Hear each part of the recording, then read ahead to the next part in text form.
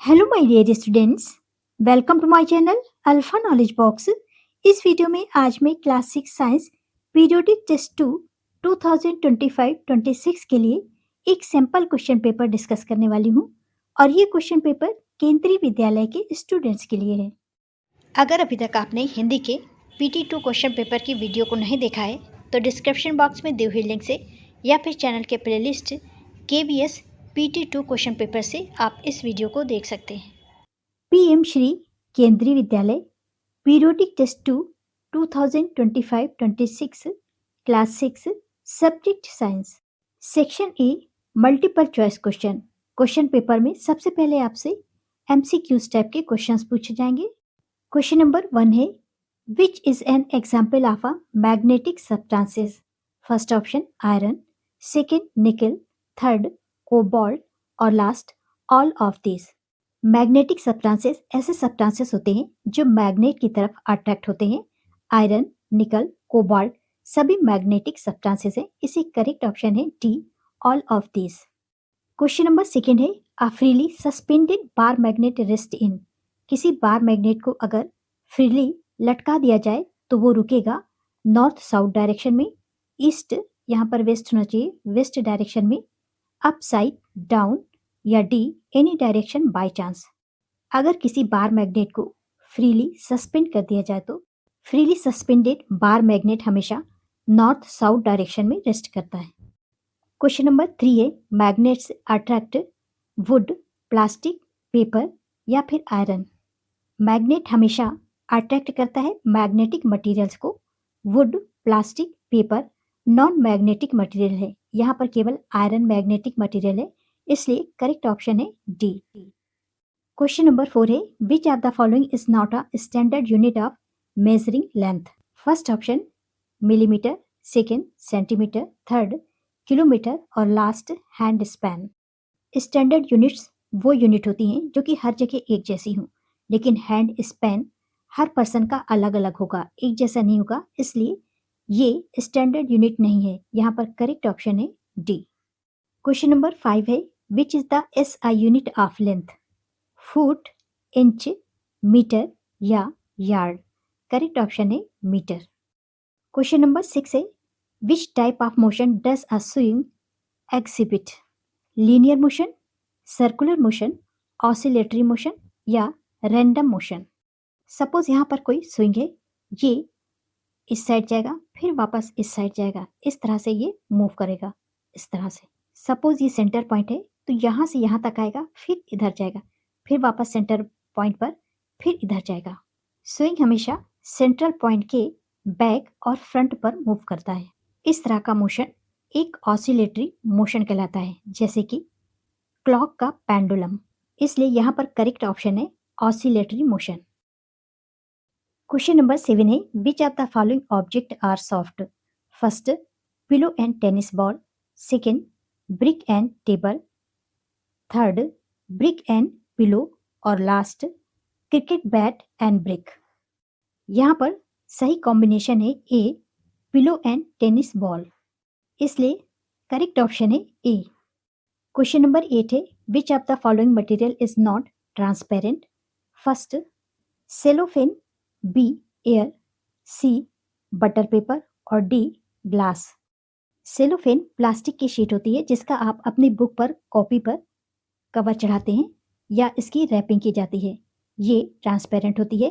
Air transparent होती है, glass transparent होता है, लेकिन बटर पेपर ट्रांसलूसेंट होता है।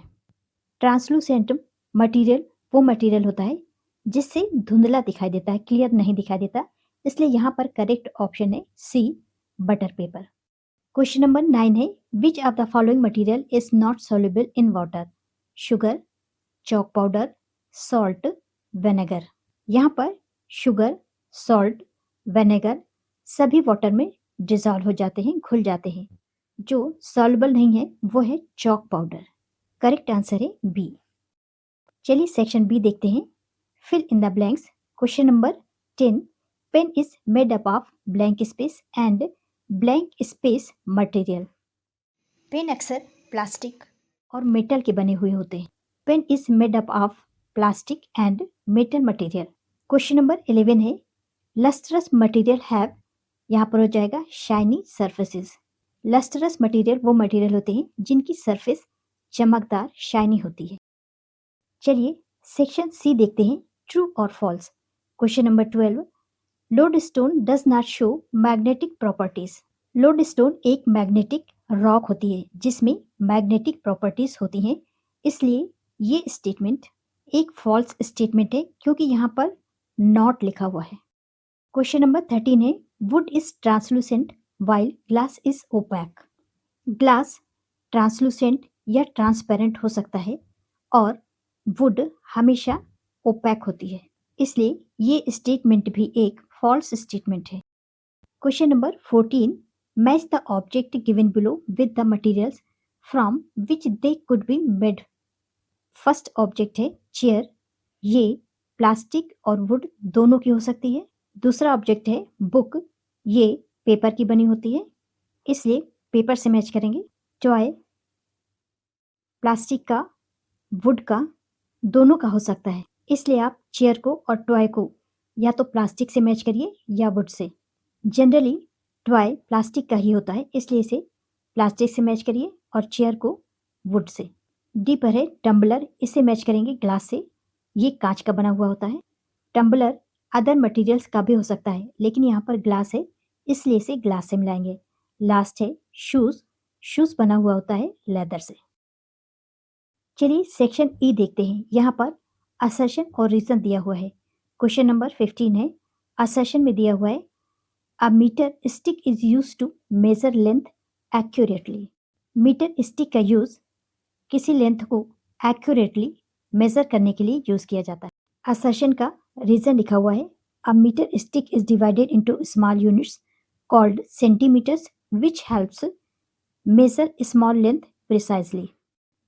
मीटर स्टिक स्मॉल यूनिट्स में डिवाइड होती है जिसे सेंटीमीटर कहते हैं, जो स्मॉलर लेंथ्स को प्रिसाइजली मेजर करने में हेल्प करती है।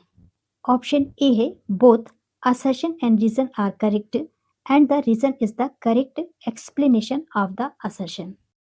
बी पर है both assertion and reason are correct but the reason is not the correct explanation of the assertion. सी पर है the assertion is correct but the reason is incorrect और डी पर है both assertion and reason are incorrect. यहाँ पर option A correct है क्योंकि assertion और reason दोनों करेक्ट हैं और reason असर्शन का करेक्ट एक्सप्लेनेशन है। Section E passage based question, इसी तरह का पैसेज कोई आपके क्वेश्चन पेपर में भी होगा जिसे आपको रीड करना है और इसमें पूछे गए क्वेश्चंस के आंसर देने हैं। चलिए इसे रीड करते हैं। Magnets are objects that produce a magnetic field.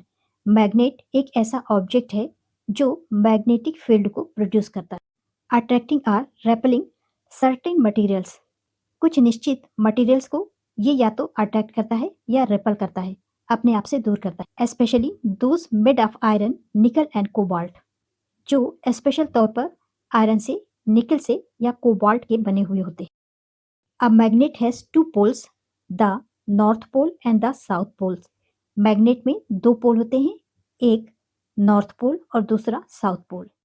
The north pole of one magnet will attract the south pole of the another magnet while like poles north north और south south will repel each other.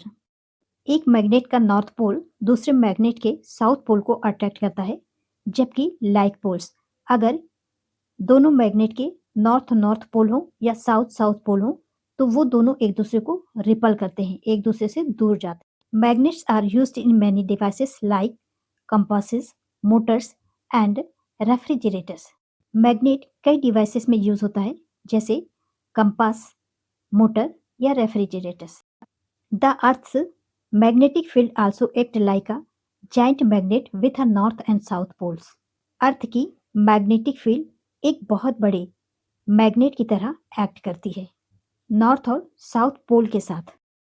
Which is why a compass needles always points towards the magnetic north. इसीलिए compass की needle हमेशा magnetic north की तरफ point करती है।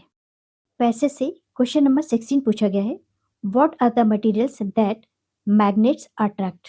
Magnet की तरफ अट्रैक्ट होने वाले या मैग्नेट से अट्रैक्ट होने वाले मटेरियल्स हैं आयरन, निकल और कोबाल्ट। ये मटेरियल्स मैग्नेटिक मटेरियल्स कहलाते हैं। क्वेश्चन नंबर 17 है, what happens when two magnets with the same poles north north और south south are bought near each other.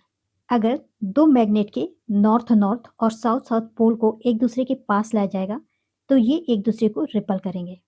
Passage का लास्ट और क्वेश्चन नंबर 18 है, what are the two poles of a magnet. ये poles हैं the north pole and the south pole. छोटे से छोटा भी मैग्नेट हो तो भी उसके दो पोल्स होते हैं, नॉर्थ और साउथ। अगर मैग्नेट छोटे टुकड़ों में टूट भी जाए तो भी उसके दो पोल्स होंगे। चलिए सेक्शन एफ देखते हैं। यहाँ पर शॉर्ट आंसर टाइप क्वेश्चन पूछे गए हैं। क्वेश्चन नंबर 19 है, what are magnetic materials, explain with example. Magnetic materials वो मटेरियल्स होते हैं जो कि मैग्नेट की तरफ या मैग्नेट से अट्रैक्ट होते हैं। Magnetic materials are substances that are attracted to a magnet. Examples of a magnetic materials include iron, nickel and cobalt. आप चाहें तो आंसर यहाँ तक लिखें या फिर all of which are strongly attracted to magnets and can be used to make magnets themselves। ये sentence भी ऐड कर सकते हैं। क्वेश्चन नंबर 20 है, how can you measure the length of a curved line accurately. अगर कोई line straight है इस तरह की तो आप इसे आसानी से स्केल से मेजर कर सकते हैं, लेकिन अगर कोई लाइन इस तरह की है, कर्व्ड है, मुड़ी हुई है, तब आप इसे कैसे मेजर करेंगे। इसके लिए आपको एक थ्रेड लेना पड़ेगा। इसके स्टार्टिंग पॉइंट से थ्रेड को रख करके थ्रेड पर यहाँ पर स्टार्टिंग पॉइंट पर एक नॉट लगानी पड़ेगी और इस तरह से इसके सहारे इसको मेजर करते हुए इस तरह से लास्ट में आकर के यहाँ पर एक नॉट लगानी पड़ेगी। इसके बाद इस थ्रेड को सीधा करके मेजरिंग टेप से आप इसे मेजर कर सकते हैं। सपोज ये ए पॉइंट है और ये है बी पॉइंट। आंसर आप इस तरह से लिखेंगे, place the thread along the curved line covering every bit. Now mark the point where the curved line started, A and B on the thread. Then keep the thread on the meter scale and measure the length between the thread marks. यहाँ पर question number 21 होगा, name 3 materials which are soluble in water and 3 which are insoluble। यहाँ पर आपको 3 ऐसे materials के name लिखने हैं जो पानी में घुल जाते हैं और 3 ऐसे जो पानी में नहीं घुलते। जो वाटर में सॉल्युबल है उनके लिए आप लिख सकते हैं शुगर, सॉल्ट, विनेगर और लेमन जूस। कोई भी 3 लिख लीजिए। और जो इनसॉल्युबल हैं उसमें आप लिख सकते हैं सैंड, ऑयल, चॉक पाउडर और स्टोन। कोई भी 3। चलिए सेक्शन जी देखते हैं। यहाँ पर लॉन्ग आंसर टाइप क्वेश्चन पूछे जाएंगे। क्वेश्चन नंबर 22 है, do magnetic poles exist separately like charge. क्या मैग्नेटिक पोल्स चार्ज की तरह सेपरेटली एग्जिस्ट कर सकते हैं। मैग्नेट के पोल्स कभी भी सेपरेटली एग्जिस्ट नहीं कर सकते, क्योंकि अगर मैग्नेट बीच से टूट जाए या उसे कट कर दिया जाए तो उसमें दोनों पोल्स अपने आप एग्जिस्ट हो जाते हैं। आंसर हो जाएगा, magnetic poles do not exist separately like positive and negative charges. This means that it is not possible to isolate a north pole of a magnet from its south pole by cutting the magnet from the middle. Whenever a bar magnet is cut into 2 halves, we get 2 new magnets, each with its north and south pole.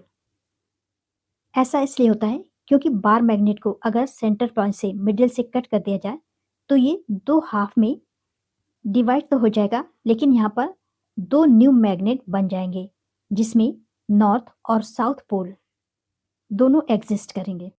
Question number 23 है, what do you and your friends discover when you compare the hand spans. अगर आप और आपका friend दोनों अपने hand span को compare करें तो आप क्या डिस्कवर करेंगे।